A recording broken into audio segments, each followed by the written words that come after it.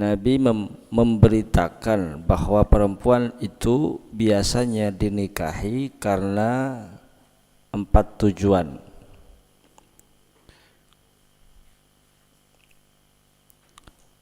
Pertama, lidiniha, karena agamanya. Lalu kemudian wa maliha, dan ada kalanya karena tujuan harta. Wa jamaliha, dan karena tujuan kecantikannya. Fa'alaika bidzatid din taribat yadak. Maka dari ketiga kriteria dalam hadis lain, lihasabiha, karena nasab dan keturunannya. Limaliha, jamaliha, lihasabiha. Orang menikah satu karena menginginkan hartanya, karena anaknya orang kaya. Yang kedua, lihasabiha, karena keturunannya baik. Yang ketiga, lijamaliha, karena cantik, jamal, kecantikannya. Dan yang keempat, lidiniha, karena agamanya. Jadi ini paling tidak 4 yang menjadi tujuan seseorang itu menikah. Fa'alaiki bidzatid din taribat yadak. Namun dari keempat itu yang menjadi tujuan utama adalah agamanya. Karena orang yang harta menjadi tujuan, maka pernikahannya akan hancur. Karena kecantikannya juga tidak akan bertahan lama. Karena nasab dan keturunannya, dia akan justru terhina. Tapi kalau tujuannya adalah agama, maka disitulah yang mestinya menjadi tujuan di dalam pernikahan. Bidzatid din taribat yadak. Kalau tidak taribat yadak, maka kalian akan rugi.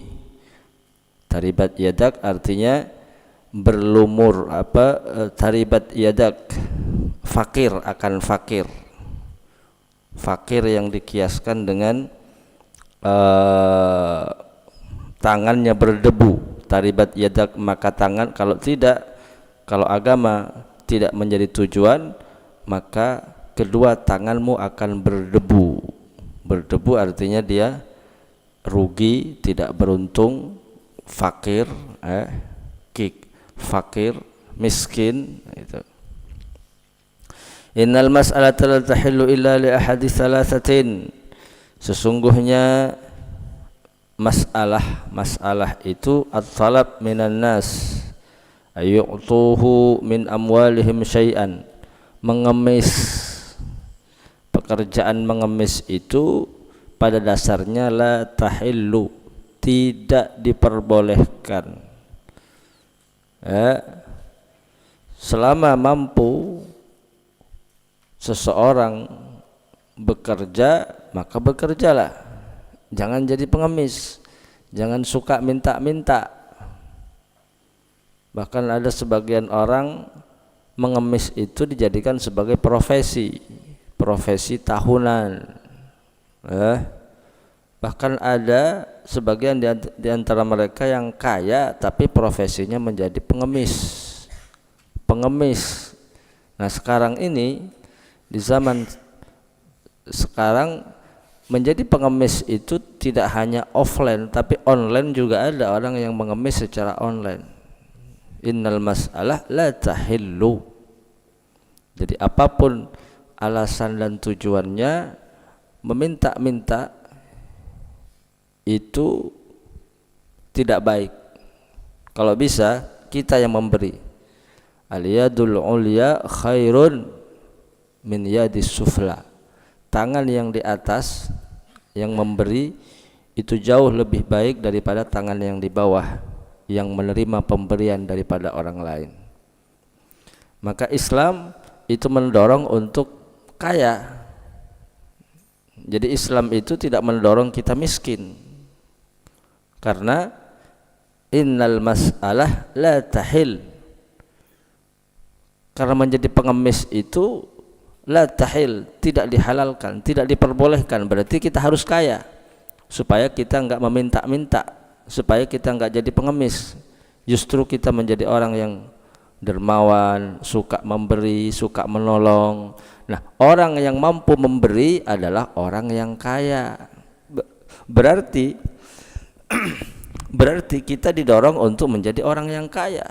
Islam mengajarkan umatnya untuk menjadi umat yang kaya, kaya harta, kaya hati, ya. Illa li ahadi thalathatin, kecuali 3 kelompok. Nah, 3 kelompok ini boleh meminta pertolongan, bantuan kepada orang lain karena memang keadaannya darurat, keadaannya mendesak. Kelompok yang pertama lidzi damin mujiin,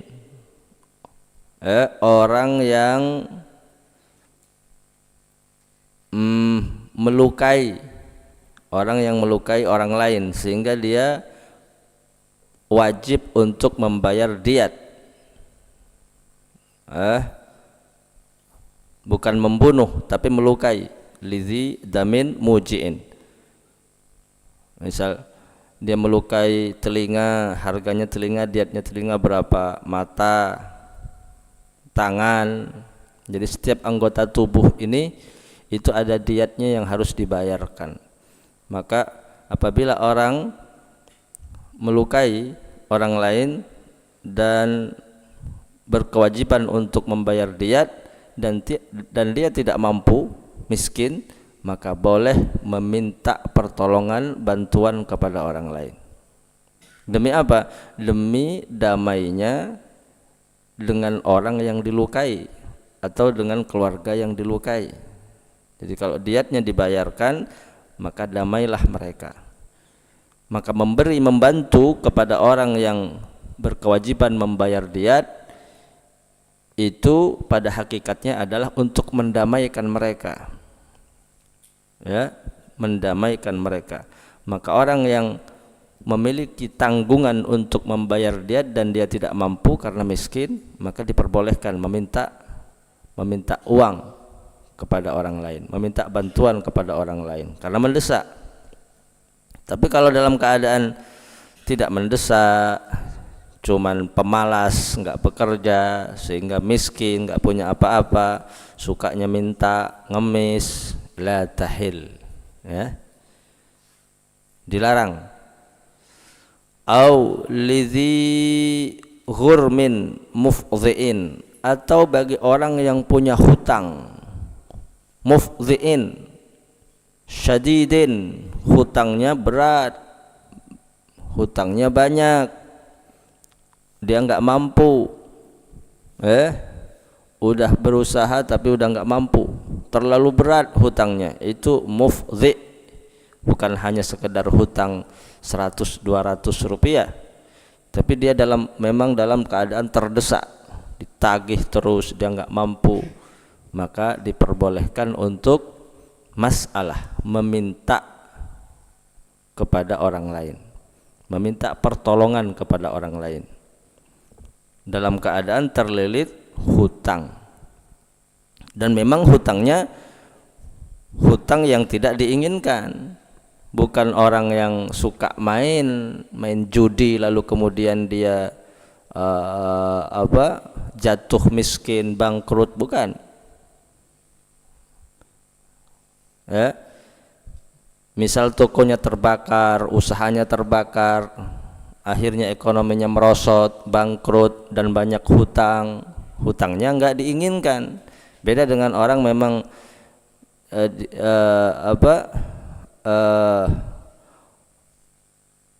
main judi sehingga banyak hutangnya, nah itu beda, ya. Au lidzi ghurmin mufdhi'in au lidzi faqrin mudqi'in, lidzi faqrin mudqi'in, atau orang yang fakir, sangat-sangat amat fakir, miskin, ya,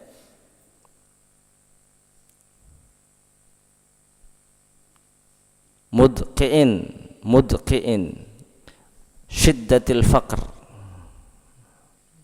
sangat-sangat amat fakir, sangat miskin. Itu juga diperbolehkan untuk apa? Untuk masalah atau meminta-minta kepada orang lain. Wallahu a'lam.